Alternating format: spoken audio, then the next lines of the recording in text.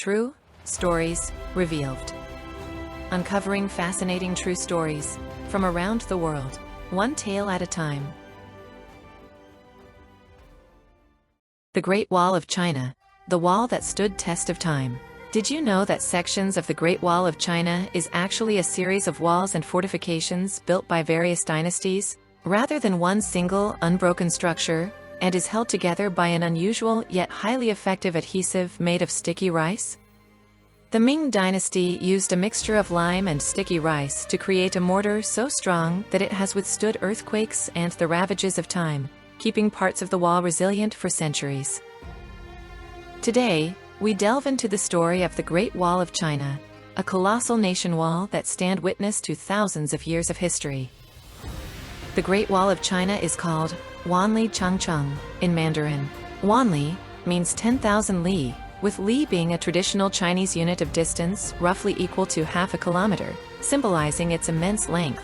Changcheng translates to long wall, aptly describing its structure and purpose. A stone wall on earth where dynasties clashed, empires staked their survival, and where legends were born.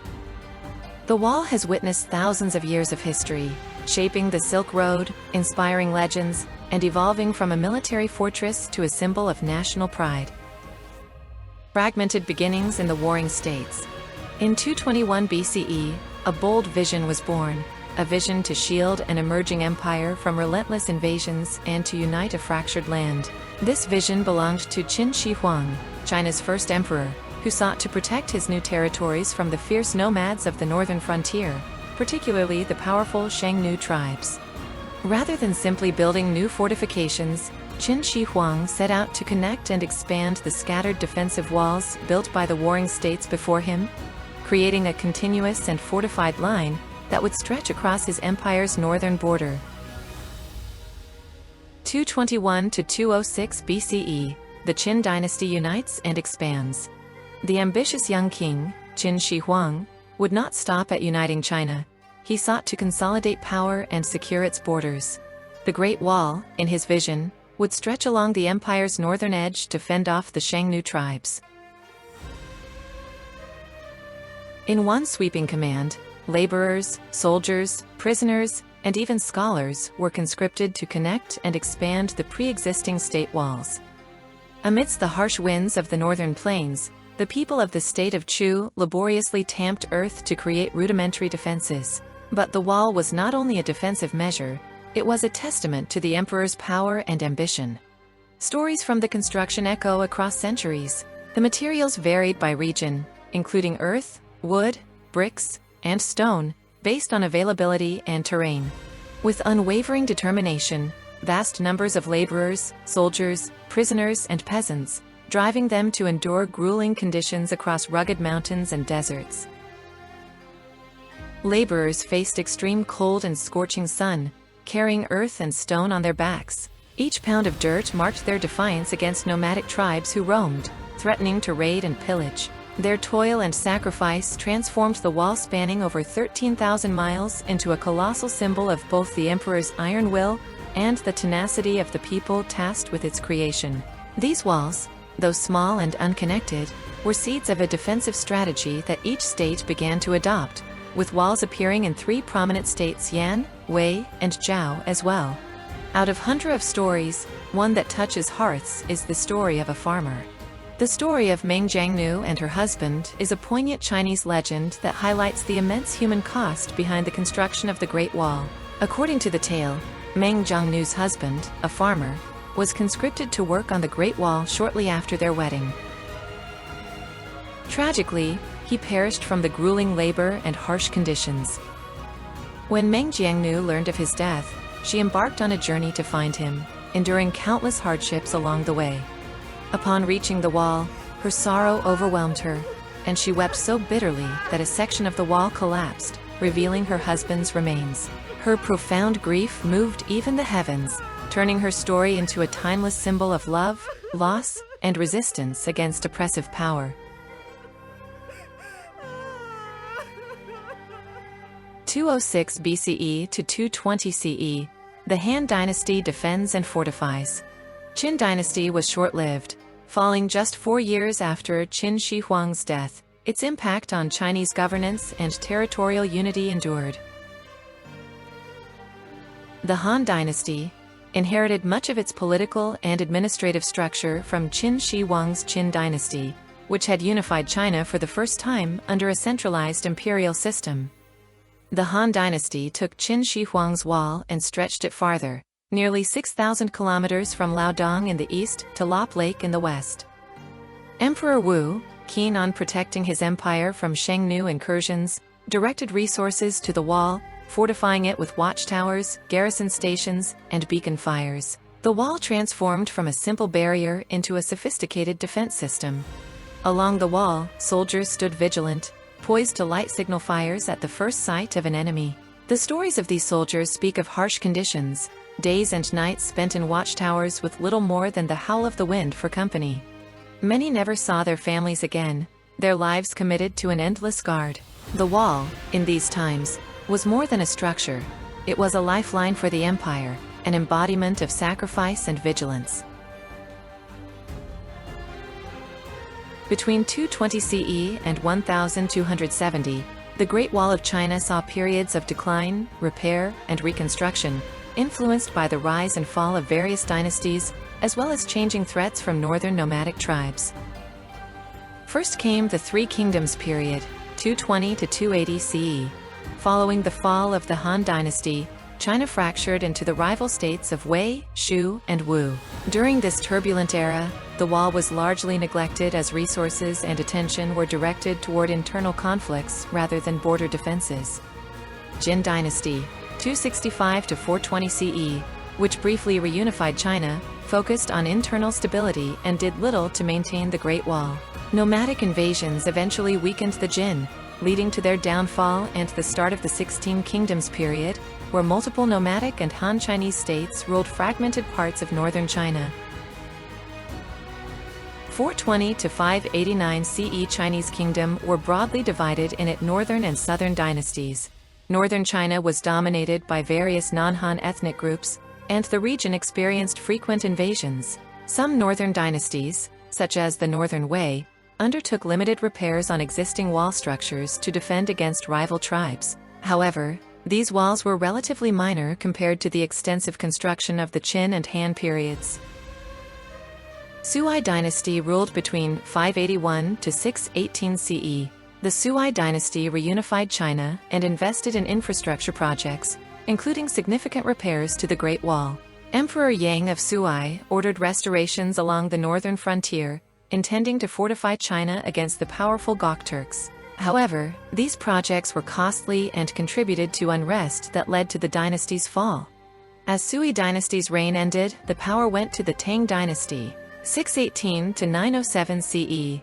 The Tang dynasty initially relied on diplomacy, military strength, and alliances, rather than wall building to manage northern threats, particularly from the Turks and Uyghurs. They maintained limited sections of the wall near the capital region but largely ignored large-scale construction or repairs, focusing instead on expanding their empire.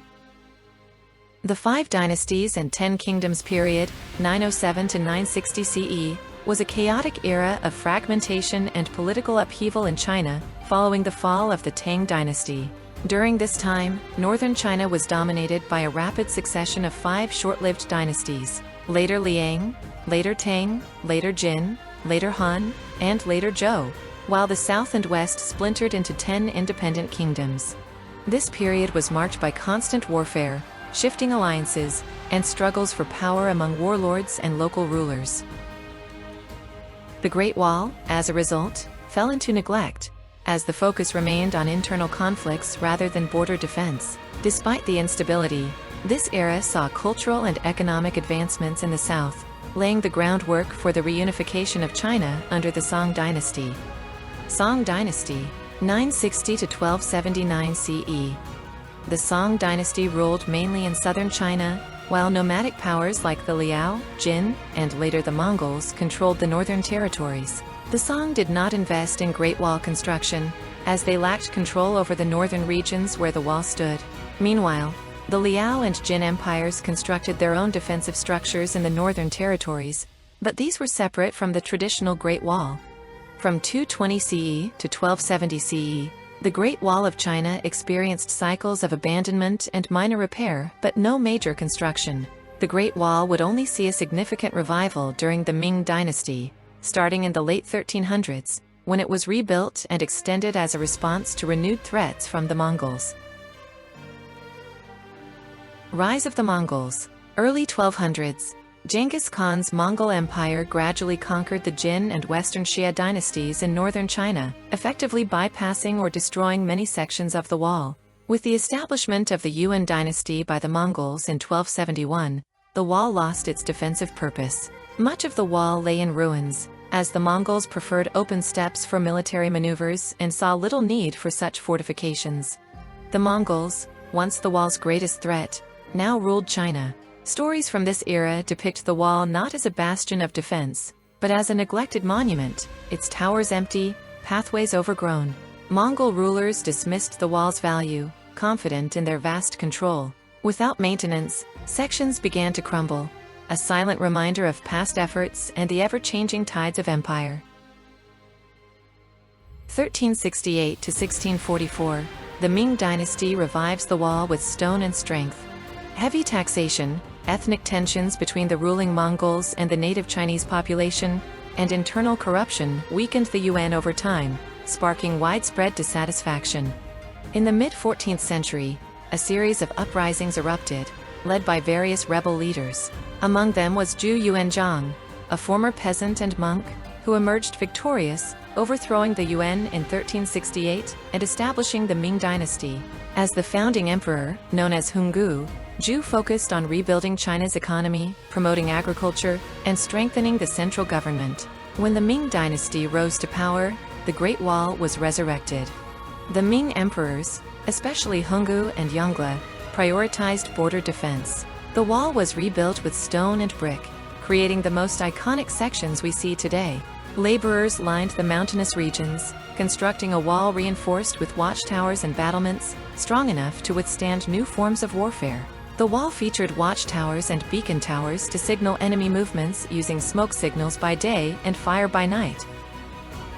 The Ming Wall was not just a barrier, but a fortress. Soldiers patrolled, archers lined the battlements, and cannons were stationed to deter invaders. One legend tells of Qin Shi Huang, a brilliant general who organized training camps along the wall and trained local farmers to form a militia. Qi's strategies became legendary, with his troops launching surprise attacks on Mongol encampments. The wall held firm against numerous attacks, solidifying its reputation as a nearly impregnable defense. 1644. The fall of the Ming and the Great Wall's test. In 1644, the wall faced its ultimate test. The Manchu armies sought to invade, but the wall stood in their way, until a Chinese general named Wu Songui, stationed at the Shanhai Pass, defected. Wu opened the gates for the Manchus, allowing them to cross the wall and ultimately seize Beijing, marking the fall of the Ming dynasty. This betrayal marked a turning point in the wall's history. It was no longer just a physical barrier but also a reminder of loyalty and treachery. The Qing dynasty, who now ruled, had no use for the wall, leaving it to deteriorate. The 20th century, rediscovery and preservation.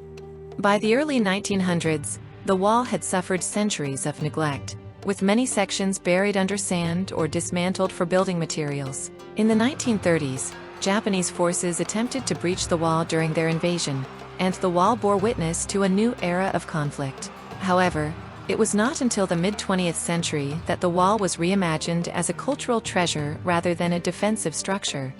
In the 1950s, the Chinese government began preservation efforts.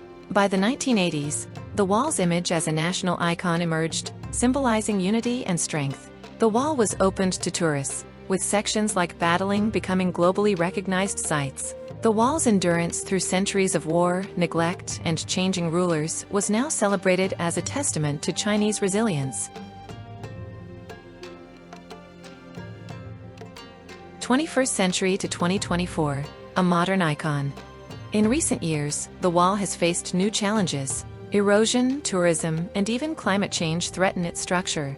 Preservation efforts continue, with China's government and international organizations working to protect and restore it. Despite these challenges, the wall stands resilient, a bridge connecting the past with the present. Modern stories abound of hikers and explorers who travel the wall's length, tracing the footsteps of soldiers and laborers, honoring the sacrifices made along its path. Today, the Great Wall is more than a monument. It is a cultural emblem, celebrated across the world. It symbolizes the strength, endurance, and spirit of a people who have defended their land for millennia. As visitors walk its ancient steps, they feel not only the grandeur of the wall, but also the echo of countless stories embedded in its stones, each one a piece of the intricate history of China.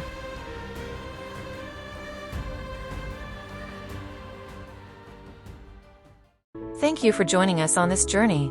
We hope you enjoyed the video, and we can't wait to see you again in the next one. If you found this content inspiring, please like and subscribe to stay updated with our latest releases. Your support means the world to us. See you soon!